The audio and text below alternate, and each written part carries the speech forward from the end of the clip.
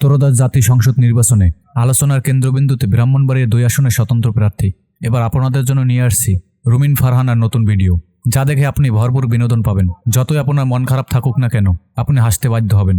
অনেক ক্ষেত্রে মানুষ মারলেও মামলা হয় না, অথচ হাঁস চুরির দায়ে তিনি দুজনকে জেল খাটিয়েছেন। চলুন তার নিজের মুখেই শুনে আসি তার কয়টি রাজা হাঁস চুরির দায়ে মামলা করে দুজনকে জেল খাটিয়েছেন।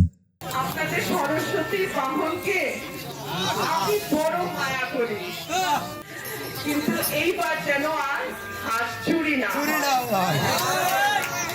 আপনাদের কাছে আমার হাত জোর অনুরোধ, এইবার যেন আমার হাঁসটা চুরি না হয়।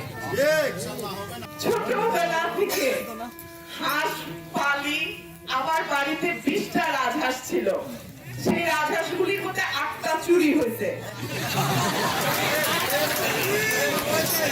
চুরি হওয়ার পর না হাসেন না, আমি মামলাও করছি, মামলা করছি, জেলে করছি।